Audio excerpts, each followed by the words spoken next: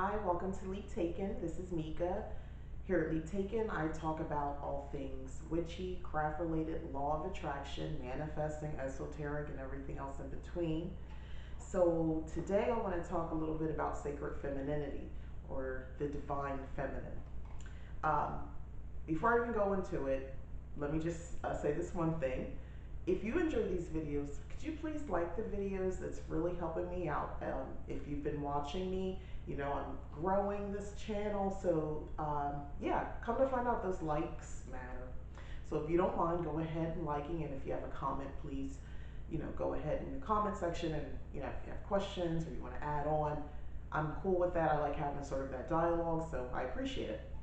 And oh, please subscribe if you'd like to hear more of me and my views and how I practice witchcraft and how I apply law of attraction and how I manifest and how I view the esoteric. So go ahead and subscribe as well.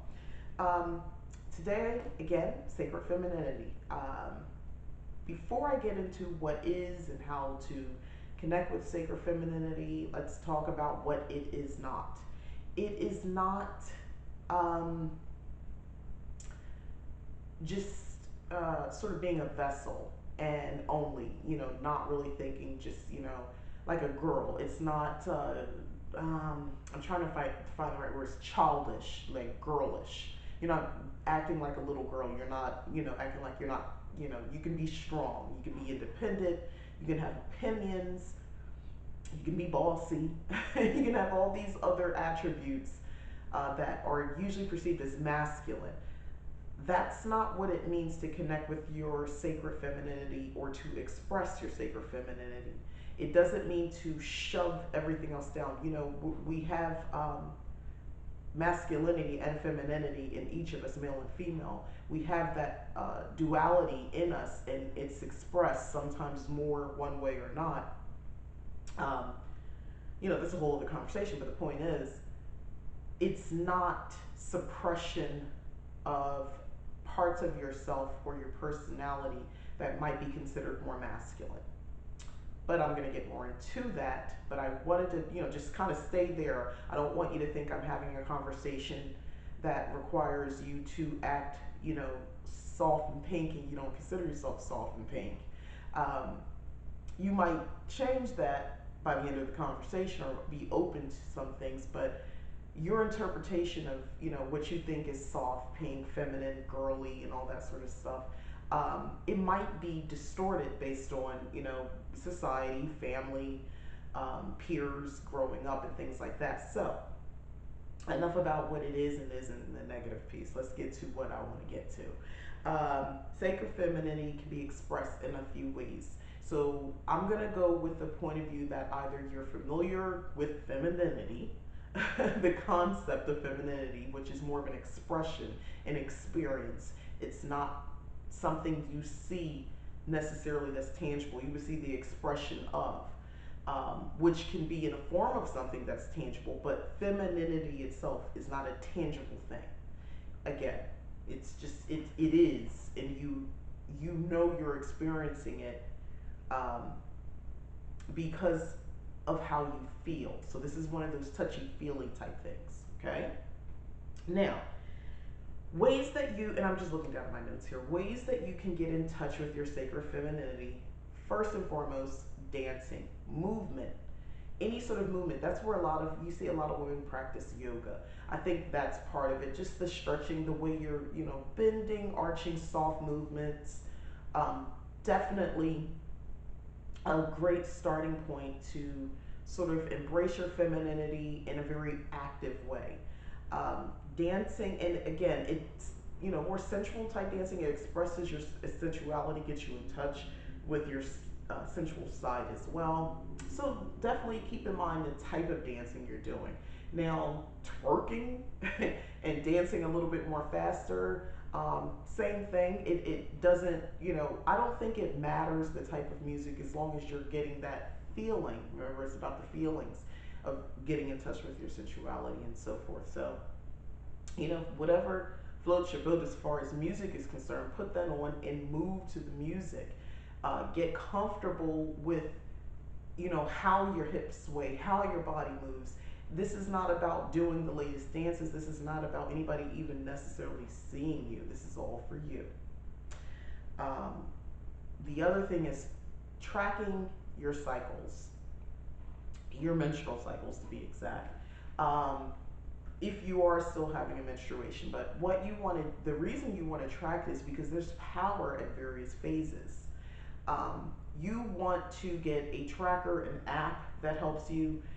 You want to be aware of where you fall as far as when your period falls. Are you new moon or full moon? Because typically it's either or. And by the way, it changes over the course of a year. And your cycles change. That's the times where your period's late, or maybe it's like ridiculously early and it makes no sense. It's adjusting. Also, if you have other females in your home or you work with them, women you spend a lot of time around day to day, your cycles are going to sync up. So again, that could be a shift. Monitor that. That is not a curse. That is not something negative. That's not something to put down. There's a reason for all of this. It's That's why having reverence for the moon and caring about lunar cycles and practicing certain types of rituals and things like that around the moon matter, because there's various energy present. So pay attention. Track that information, keep a journal, how you felt, if you did practice any type of magic around for instance, if I'm more toward the full moon, so that's going to definitely amplify my magic, my cycle. You can also get more into blood magic at that point, because you'll have the supply. Get more into blood magic and see the power of your spells then. Obviously, I can't stress this enough. Track in your journals and Book of Shadows everything that's going on. That way you can sort of go back and see the progress, and you have something that's more measurable, and you can see if it makes sense. Or maybe you need to do um, banishing type workings and things like that. Maybe you don't want to do something that attracts, maybe you want to do more releasing work. It just depends. You need to see what you're successful with. And the only way to really kind of know that is to measure it. And to measure it, you need to write it down. How it connects with you as far as your sacred feminine is, well, as female, we have a menstruation, most of us. So right there, that's the major connection right there. Now, I'm going to take it a step further. Being mindful of your overall body and your reproductive health is an act of femininity and the sacred feminine, because you are nourishing yourself, eating the right foods so that you have a productive reproductive system. Yeah. Eating the right foods, getting plenty of liquid, reducing, the fatty foods, the alcohols, um, too much medication, pain medication. This is something I know for sure. Taking the right supplements, I have managed to make a major change in my cycles, because I have drastically changed over time, drastically changed my diet, the supplements that I take, my water intake, movement, my attitude adjustment as far as my emotional health. This is a combination effort. It's not a matter of just, oh, eat this food and you'll be fine. You won't have cramps anymore. You won't be bleeding so heavily anymore. It's more than that. It's a holistic approach, and which includes the sacred feminine. That's part of it, because this is a mind body spirit situation. So coming into just accepting this is part of it. I grew up thinking, getting your period just sucks. Oh, it's such a sucky time. I hate it. And it's not so much that I love having a period, but I understand the importance of it, not just physically speaking, the health of it all, but I understand how it in itself is an act of sacred feminine, and it's powerful when I'm at that stage, because I've nourished myself, my body, so that I can be powerful. Now, this wasn't always the case. Usually I would be in the bed suffering, just depleted, in serious pain. I no longer have painful periods. I did not subscribe to someone's program. I did read some books and did some research. I didn't pay anybody any money. I didn't buy any expensive supplements. I get my supplements from Walmart. I shop at mostly Walmart, Target, Whole Foods, um, and Winco, if you know what that is. I shop at reasonably priced markets for the most part. Everything I own is not organic. It's just not possible. And I'm plant based now, and I don't drink alcohol as I used to. I was a glass of wine type of person. Making these decisions has gotten me so more in touch with my sacred feminine. It is amazing because I am truly, because, and I go through these details because I made all these changes. Now that when I get my cycle, when my period does come, I am not in pain to the point that I'm so distracted with pain that I'm giving myself painkillers, which is destroying my liver, by the way, and drinking wine to relax, which is destroying my liver, which is causing me more pain. So, for the first time, when I hear women talk about their experiences when they're on their period and how they can do ritual and work magic, and how this is a time to pamper and enjoy just self care activities and taking care of yourself and just relaxing. I thought that was crazy. How do you relax if you're in pain all the time? Either I'm in pain or I'm going to sleep. So I understand that now, and I'm very in tune with it. So let me tell you something. It's not just about getting a period and or getting pregnant. And listen, I'm gonna say it, and I know people have reasons. I was one of those people. Thought I had to be on some sort of hormone, aka birth control, to manage my period. That's a myth. It is a farce. It is a whole thing that the medical community is just going with. It's the pharmaceutical, big pharma. It's part of their agenda because it makes them more money. These doctors are not educated, do not want to hear you explain how you're not doing well on a birth control. All they're going to do is switch you to another one and then another one. I have been dealing with doctors in multiple states.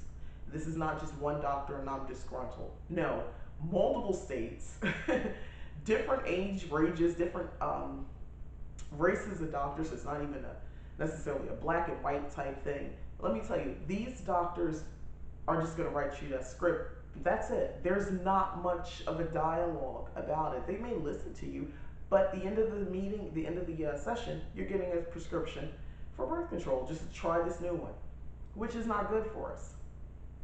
I'll digress, because I'll go on a tangent about that.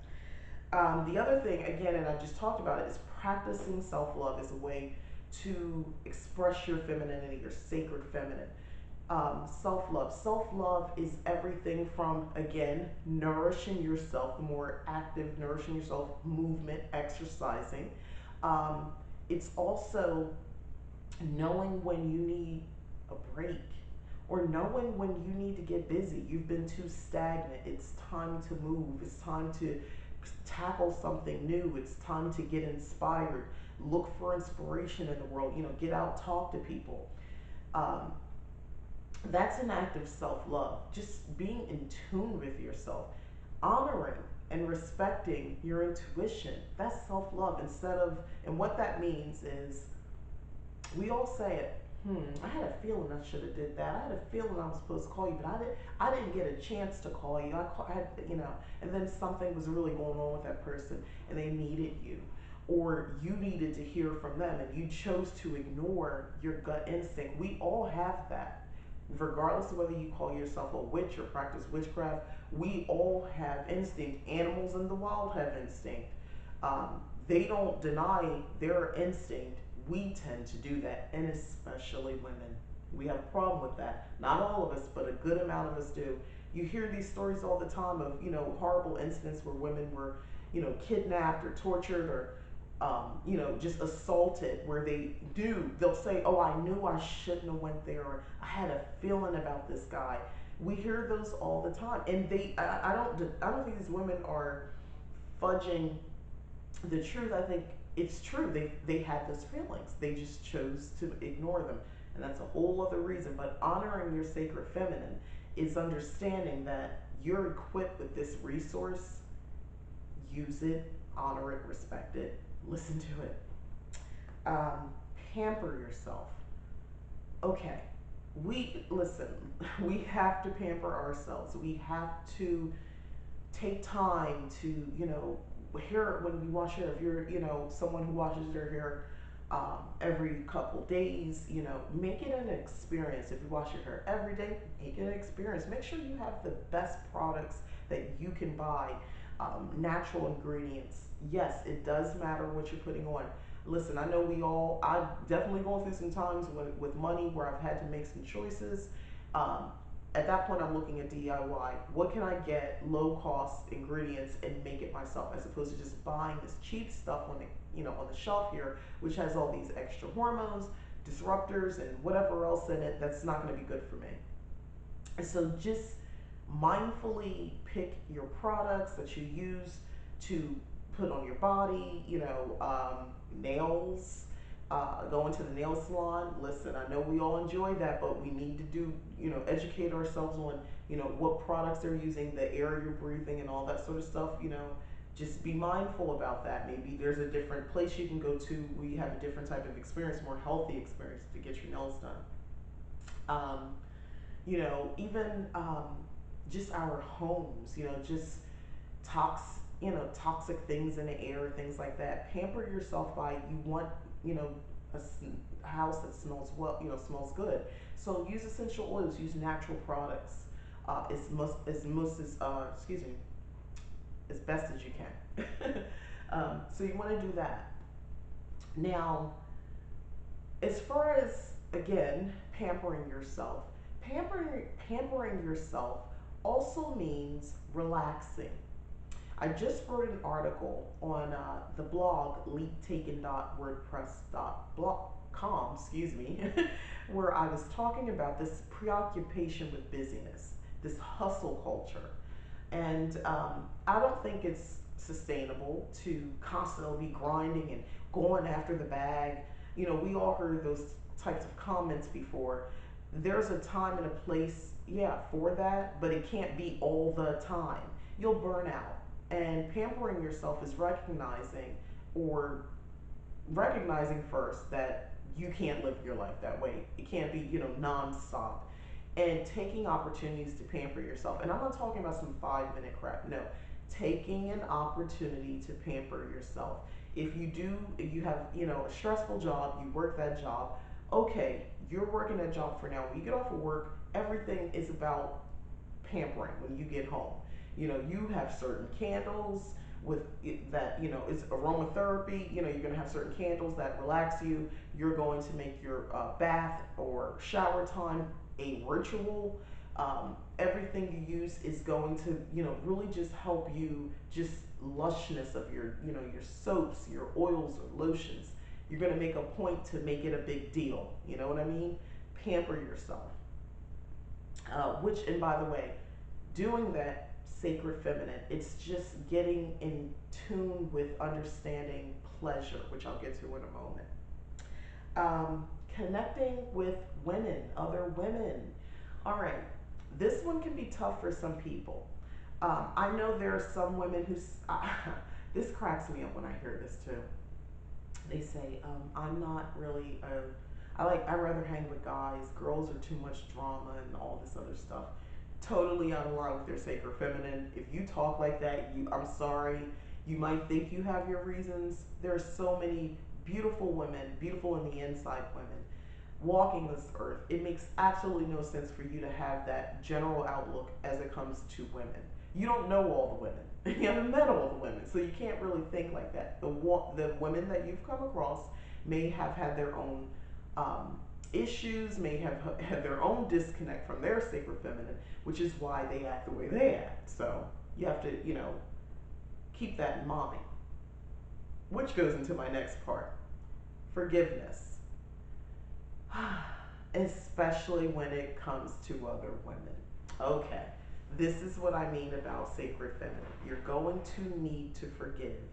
You're going to, now, forgive doesn't mean you agree, and especially if someone really wronged you or if there was abuse. Now, I'm going to go specifically, let's talk about mothers.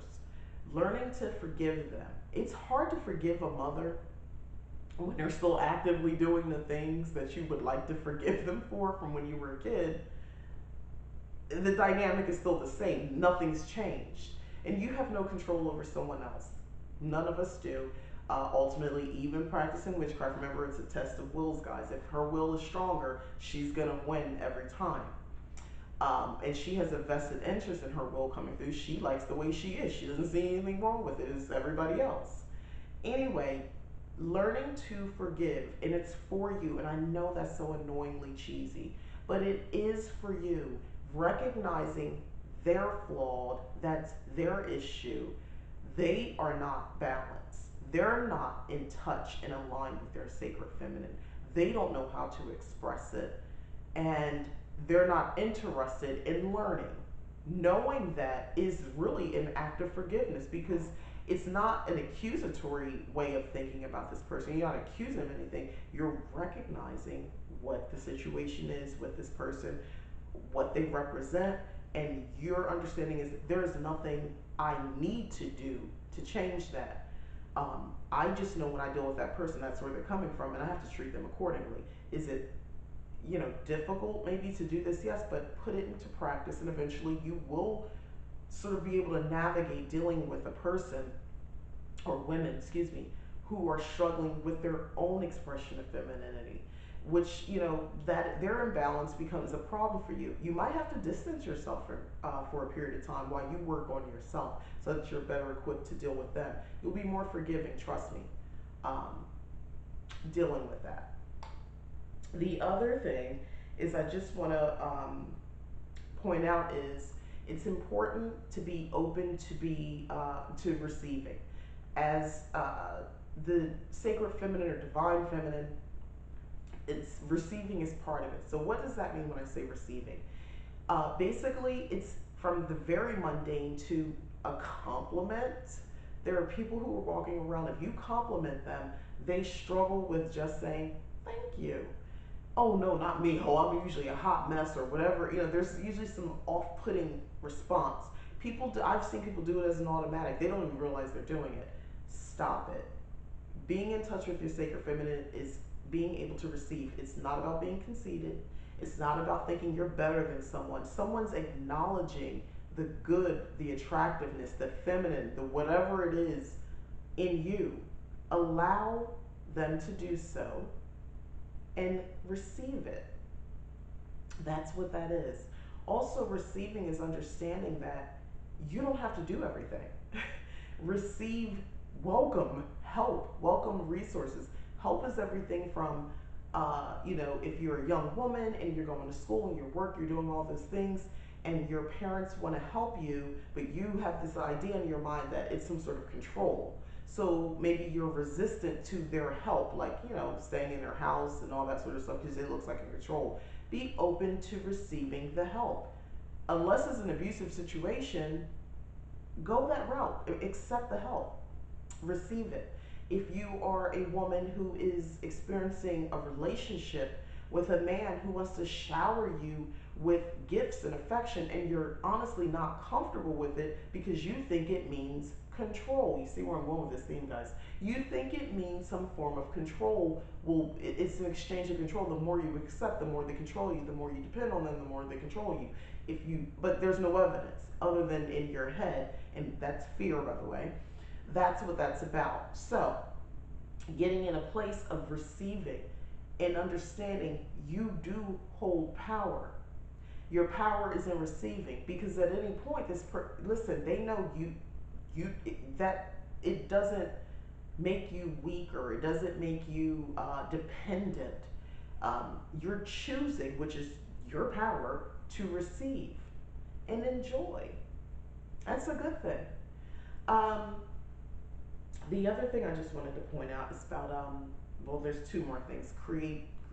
Practicing creativity, or expressing creativity. Creative activities for me. I write. I love writing. That's what I do.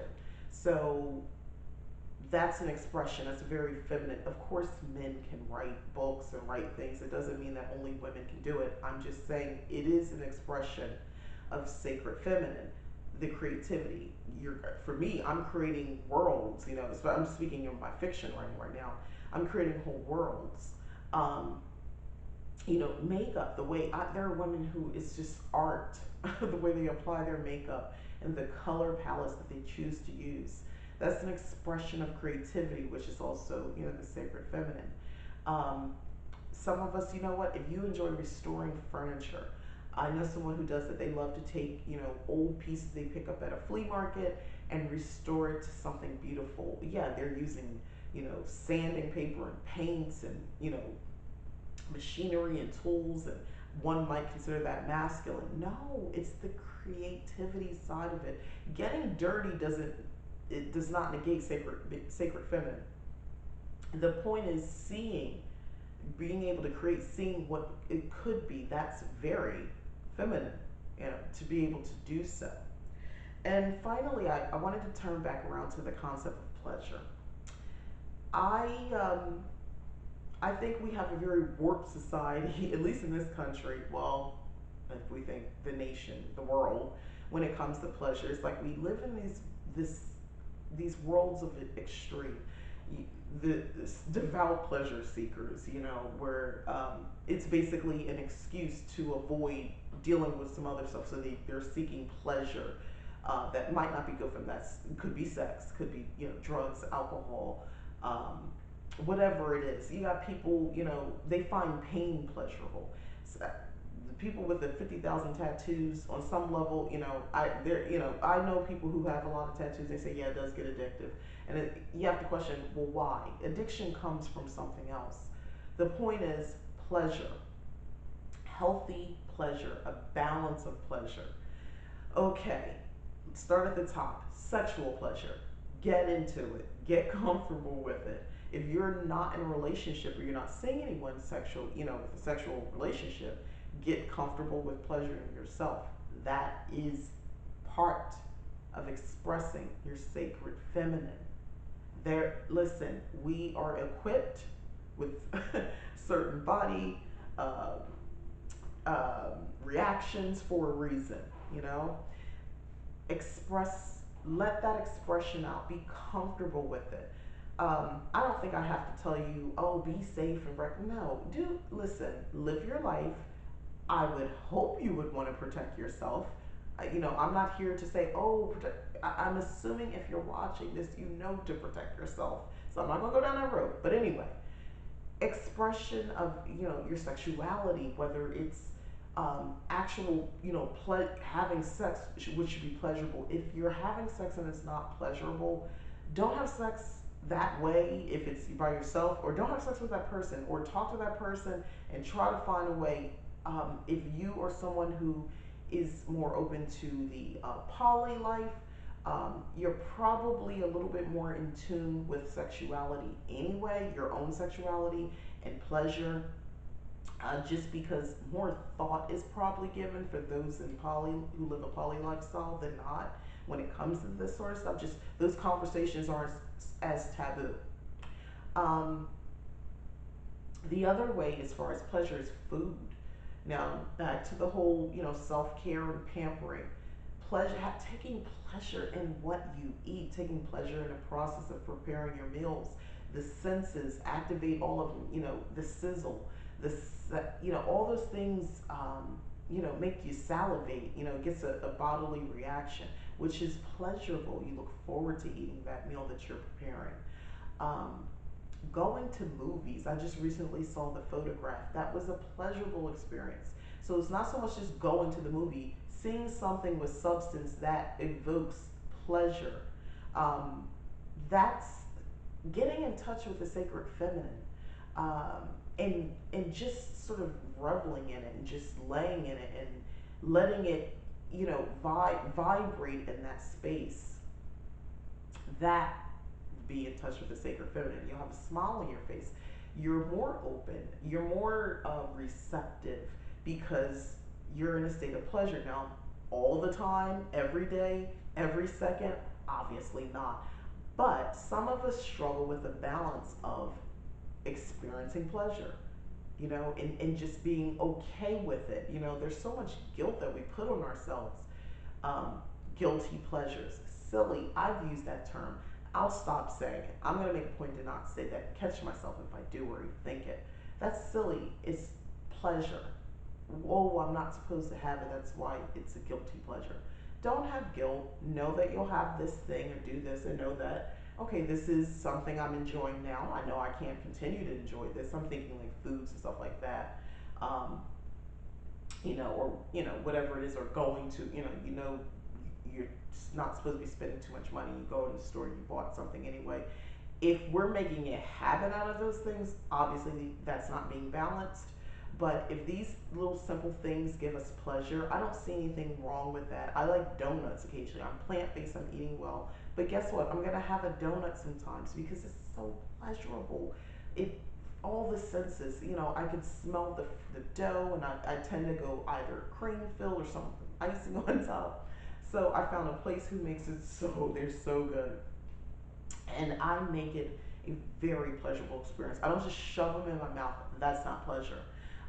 That's something else. I enjoy and savor every bite. Sacred feminine. So, again, remember, the things I talked about are all expressions in how you feel, emotions. It's not so much as something you point to and say, that's being feminine, that's sacred feminine, the divine feminine. That's not how that works. Um, Again, you feel it, you express it.